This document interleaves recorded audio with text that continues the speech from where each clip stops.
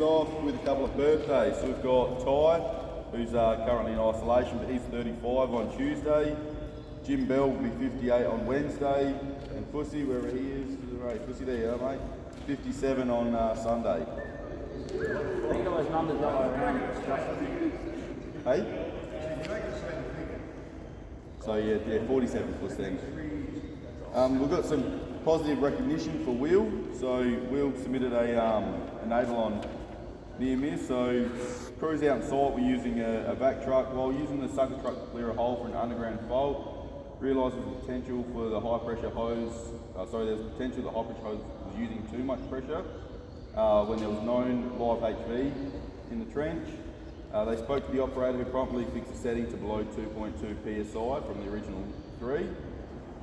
So well done, Will, being a first year apprentice, calling that out. That's something that can be easily missed and can cause huge damage. Right, Will. So well done, mate. So hydrovac excavation can be used as a non-destructive excavation, is a safer technique compared to manual excavation methods.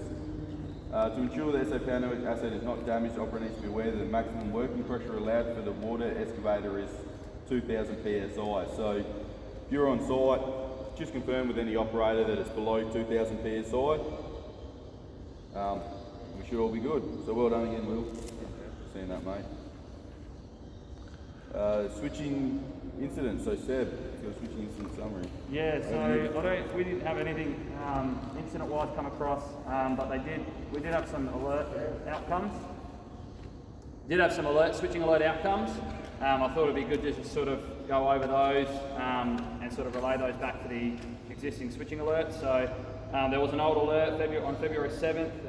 Plan switching was carried out in Smithfield to place a CB to non-auto because there was some switching getting carried out in a cubicle. However, the cubicle contained an open point between an adjacent feeder, and that feeder was not placed to non-auto. So the switching alert outcome for that was basically the same thing on the same date, February 7th. The source feeder was placed in on-auto for switching to be carried out in the cubicle. However, the cubicle also contained an open point between that feeder and a separate energised feeder, and that was not actually placed to non-auto. So it was picked up during the switching, and the switching was added to the switching. So it was an unplanned incident, obviously. The contributing factors: controller was handling multiple breakdowns, including the loss of the substation, and the field crews focused on the outage feeder. It just highlights that there could be so much happening, and simple stuff does get missed. But it's good on the switching operator down the field to actually pick that up. It could have been pretty crap if that feeder kept closing up while they're trying to switch out in that cubicle. I do have another outcome, but couldn't really find anything on it. It's just the KI, so the Kingscote generator undergo routine maintenance and testing. The switching rider used a past switching program and not 235 to write and check the SP for February maintenance. And this was done on the 12th of January, so the selection of the grid mode, which I'm not too sure. I'm not too familiar with all this generator stuff they do in Kingscote, but basically the mode selection must be done via SCADA to correctly enable to disable the intertrips for the generators. So the contributing factors: the SP rider and checker missed the supervisory and control of the switching item to place the Kingscote generator to grid mode. Again, I'm not too familiar with this, so I might do some digging around and see if this is anything I can find on that, but I'm still not too familiar with this generator stuff. I've got Will as well to read one out. So another switching alert for 8th of February this year at a Cherry Garden substation for Electronet. Whilst performing the isolation, the TSO had completed supervisory items and told the switching operator to carry out items 5 down to and including item 9 and give him a call back for item 10. The operator and the checker both thought that the item should have been 6 down to and including 10 and call back at 11. It was determined that the switching program was different for the operator and the checker than what out of the desk. so it was cancelled immediately and restored to normal by supervisory. No one was injured, there's no damage to any plant. We got immediate learnings. This event highlights the importance of being vigilant about listening to the TSO's directions and querying the TSO if you believe the directions to be conflicting with your switching sheet. Essential factors, the incorrect switching sheet version was provided to switching operators, and copying a switching sheet to a Word document is not an approved switching process. Is that all we want me to repeat? Yeah, well, I'll segue under that. So last week there was work to be carried out on some cable, and Munchie picked up during the briefing that there was some items missed, which was to identify and spike the cable prior to commencing work in the area bounded by main earth. So that again highlights good briefing. So well done to everyone in that briefing, that was really good. So I've got that enable on report here if anyone else wants to run their eyes over it, and that goes with our agreed actions for our 2022. Like, let's keep encouraging reporting all of that and finding any issues that we can in the brief before we get out in the field. So well done, Munchie, and everyone there as well, and keep it up. So that's all I've got for now. Thanks, Seb. We'll jump back across to the incidents. We've got a couple more near misses. We've got one that Albanese put in. So in the daily working switching brief, crews were discussing their work to be done and went through the switching program. One of the crew members, Matthew Muchmore, pointed out that item identified spike cable was missed.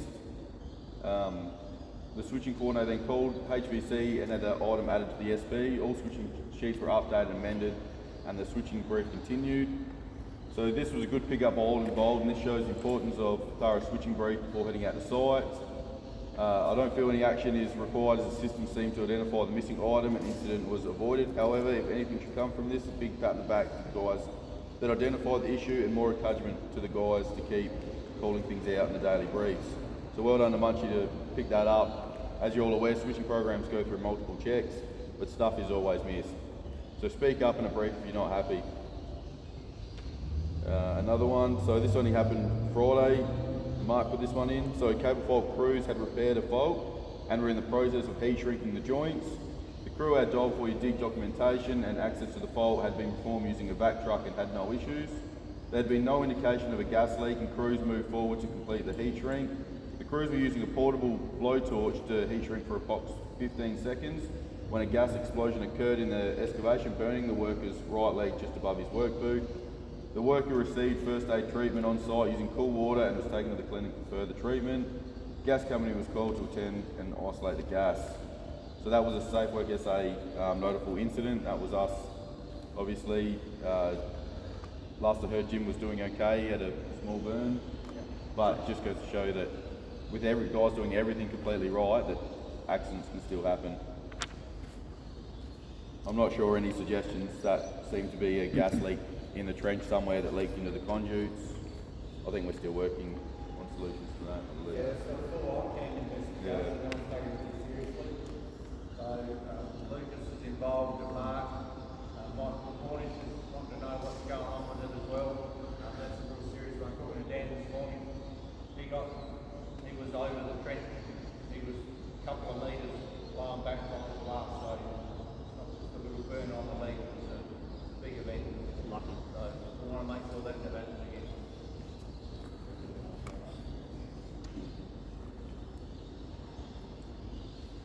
We do have some enable on event feedback suggestions. So the event incorrect packaging. This is the feedback from you guys from North and South. Check transformers are secured properly before leaving the yard. I believe this was the transformer without the rubber mat on the back of the truck. If unsure of correct packaging, securing, then look up work instruction to get the storeman involved. To see Greenie or even Mick if you've got any concerns. The event tree branch at HV limit. It's just got great example and awareness by crew, so I believe they just, I can't remember that one exactly, trimmed the tree. It was at the isolation point. Three-phase service testing. This was the asbestos. I think this is what brought up our asbestos investigation. Not going to be done here. The crew followed procedure. Hard for a TSW6 to scope every service. The crew asked the service mech on site what can be done differently. He said nothing can be done to avoid this specific scenario. Another good example of crews following procedure when in doubt. Slip and trip. Be sure to lay poles flat on the ground. In the case of old poles and old concrete, old colour would have been removed for it to lay on the ground. Where there's not possible, then probably don't step on the poles. Look out for your mates. If people have rocked up your site, make sure they point out hazards and make it safe as quick as possible. So some general depot stuff. So Neil and Sean are now G&B operators. They've both completed their logbooks, so well done, lads. Sean's just running a bit late. His car wouldn't start this morning. It's too good to be here now. Hey? It's too good for this place now. Yeah, he's already left. Service box, asbestos, so asbestos woven rope. So there's a heap of information here. So we are under the SA Power Networks exemption. If you want any of this in writing, see Mark and he can send it through. So the requirement to use a Class A asbestos removal licence holder for friable asbestos woven rope shield. So yes, Enervent is included as part of the SA Power Networks exemption.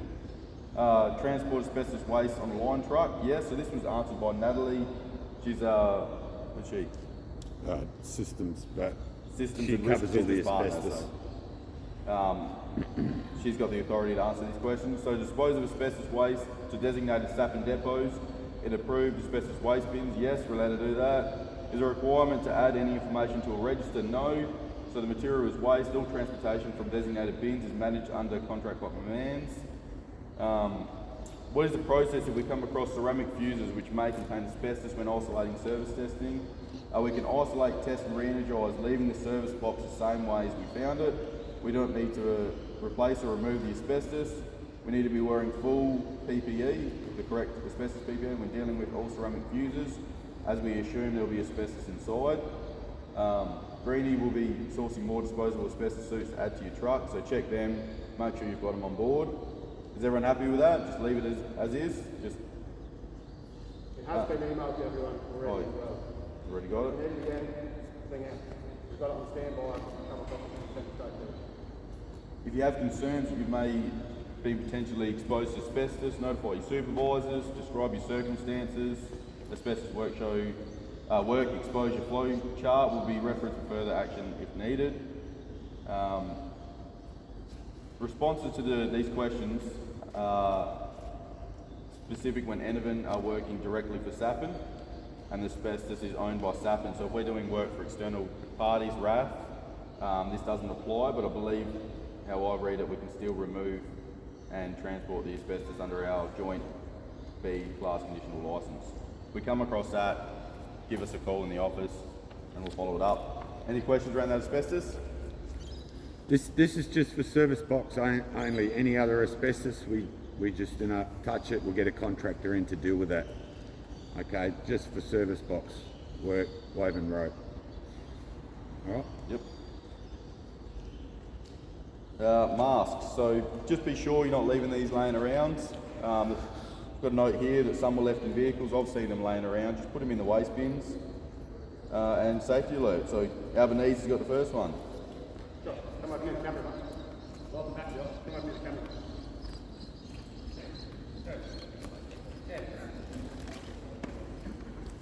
Alright, so this one's an electric shock while live line tree cutting. So what happened on Friday the 4th of March, there was a 3-person crew. They were allocated some various live line tree trimming tasks to be completed. The guys in the bucket were in full PPE, cutting branches from EWP, using insulated stick saw, with the other TSW performing a role of safety advisor observer. While cutting the tree branch from below the LV mains, a gust of wind caused the branch to shift and break, falling onto the LV mains. The weight and impact of the branch caused the live mains to sag, with the blue and white phases briefly contacting the shoulders of one of the TSWs working in the bucket before springing back up. The impact, the TSW was contacted by 415 LV mains, however this was momentarily and resulted in a mild shock. All the work stopped on site and the TSWP was then taken to a medical centre for clinical assessment and was later cleared to return to work with a medical certificate. SafeWork SA and Office of Technical Regulator were notified. There was no damage to conductors, plant or equipment. So the learnings from this, the event is still under investigation until further notice. All live line tree trimming being performed where there's potential for a risk of branches or vegetation to fall on top to conductors.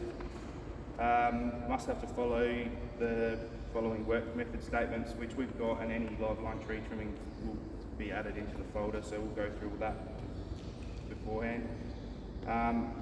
Cuts are to be limited to a maximum of approximately 300 millimetres sections until there is no risk of cutting tree limbs that may fall onto conductors. Thanks, George. That's quite relevant to all the tree trimming we've got coming up, so just be aware how quick that can change as well, from trimming to 415 landing across your shoulders. It could have gone very differently. Next one is Nick.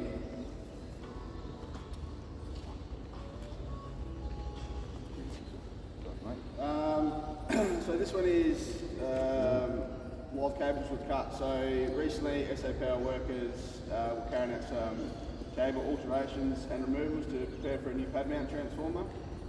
So whilst undertaking this, cables were inadvertently cut in the trench. Live cables were inadvertently cut in the trench.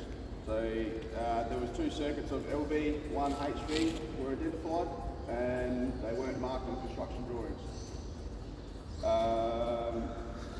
So 1 circuit of the LV cables were visible and capped. During the cutting and removal of these capped LV cables, a small flash occurred. Work stopped immediately. Testing proved the cables were energised. There was no injury or damage. There was no injury and minor damage to the cutters. So findings out of this, a little bit lengthy. So basic cause of the event was determined to be failure to verify the status of the capped live cables inside the pad mount transformer prior to cutting. Systematic failure included insufficient details were available, so no documentation was in the folder. The cap cable not being raised by hazard by scopers leaders to indicate these could be potentially live. On-site crew assumed the cap cables were abandoned and dead. So contributing factors, as we said, construction plans available on site and in the job folder gave no reference to the unterminated low voltage cables. HV cable circuit and one of the LV circuits had previously been cut, clean, left uncapped. HV was buried immediately outside the transformer, hence they were dead, which shaped the on-site crew decision in making the assumption that the LV ones were dead also. The briefing has an idea of the depot prior to being on site and did not identify the potential for the LV cables to be live despite being capped. There was no marking or warning tape on any of the unterminated cables to the soon in the soon to be removed pad mount transformer. So some learning points. So for the works initiators, scopers, leaders, so they play a big role in this, ensuring that potential hazards are identified and controlled prior to any work being undertaken. Roles are vitally important in providing workers with preliminary awareness of site-based risks. The workers, so testing to prove the condition of the infrastructure to be worked on is critical. Remember to never base your decisions on assumptions, but test every time. And lastly, so the term abandoned can be misleading when used in this situation. Unidentified is a more appropriate term for such cables where proof of the status required before starting work. That's that one. Thanks, Nick. Last one, equipment standard bulletin. So there's been an increasing number of footing defects arising from poor concrete mix. Hence we're going to transition to the JA2 106 Pre-Max pre-bag concrete, which is that those old ones there that everyone remembers. The speed set contains a cement, sand, aggregate and accelerated mix has been used for soapy pole footings for quite some time. Design strength has been updated and E-drawn to 25 MPa at 28 days. However, the speed set can only guarantee 10 MPa. So action to be taken sorry, we're not using that one. Apologies, I read it wrong. Whilst an alternative is being investigated, concrete can be installed in wet form from trucks. we're still working through this. There was a heap of emails flying last week. That's why we cancelled the job Friday. They couldn't give us a straight answer. Use any suitable pre-mixed bag concrete which meets the following standards. So 25 MPa after 28 days. Setting time of 15 to 20 minutes and 10 mil aggregate, which I don't believe we've got at the moment. So as far as I'm aware, we're not doing any toe and collar style poles until we can get this rectified. E-drawing still not updated. The standard concrete bags can still be used for service poles at this stage.